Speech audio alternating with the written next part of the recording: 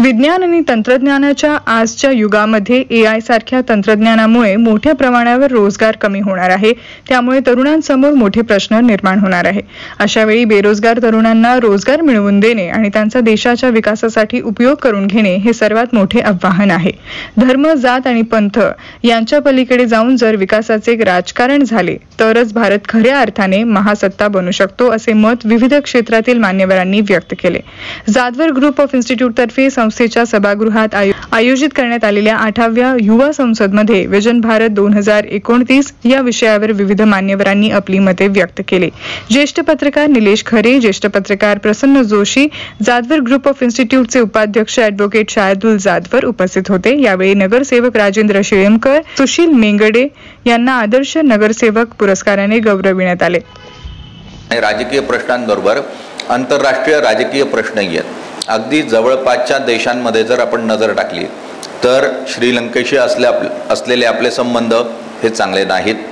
भूतानशी असलेले संबंध हेही खूप चांगले नाहीत। नेपाळशी होते नव्हते ते संबंध खराब झालेले आहेत। पाकिस्तानशी या अगोदर म्हणजे गेली 50 वर्ष आपण वाईट संबंधांमध्येच 75 वर्ष साधारण आपण त्यांच्याशी वाईट संबंधांमध्येच आहोत।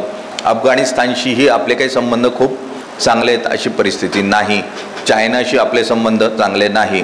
मग सार्क देश जे आहेत त्या सार्क देशांमधल्या कोणत्या देशाबरोबर भारताचे राजकीय संबंध हे चांगले आहेत अशा स्वरूपाचं चित्र पाहायला मिळतंय, तर ते कोणत्याही देशाबरोबर नाही। म्हणजे आपण ज्या गल्लीत राहतो किंवा ज्या अपार्टमेंटमध्ये राहतो किंवा ज्या माळ्यावर राहतो त्या माळ्यावर जर 6 शेजारी असतील तर या 6 शेजाऱ्यांशी भारत नावाच्या कुटुंबाचं कोणत्याच कुटुंबाशी जमत नाही अशा स्वरूपाची परिस्थिती आहे। काही नवीन करू घालणाऱ्यांसाठी जेवढ्या संधी आधी नव्हत्या तेवढ्या आता तयार झालेल्या आहेत। फूड क्षेत्र असेल, अन्य अनेक इंडस्ट्रीच्या क्षेत्र असतील, याच्यामध्ये माणसं थोडं कॅपिटल घेऊन काम करायला सुरुवात केलेली आहे। तुम्ही नुसतं पुणे सातारा रोडने पुढे गेलात कोल्हापूरपर्यंत तर खाण्याची इतकी दुकानं आहेत, इतके व्हेज नॉनव्हेजचे ढाबे आहेत। पुण्यामध्ये ठिकठिकाणी आज चौकामध्ये कॉफीचे ठेले लागलेले आहेत।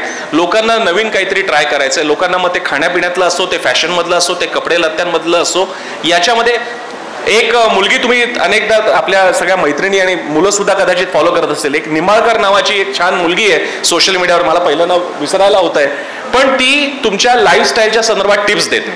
आपल्यासारख्या सामान्य घरातून आलेली ती मुलगी आज सोशल मीडिया स्टार आहे। महत्त्वाचे मोठे इंटरनॅशनल ब्रँड्स या मराठी मुलीकडे स्वतःच्या प्रमोशनसाठी येतात की तुम्ही आमचं प्रोडक्ट प्रमोट करा। अशा अनेक संधी स्वतःला शोधता येतील। मी एका गावखेड्यातल्या म्हाताऱ्या आजींचं बघितलेलं आहे, त्या चुलीवरचं जेवण सगळं बनवतात पण त्याच्या व्हिडिओला प्रचंड फॉलोईंग आहे।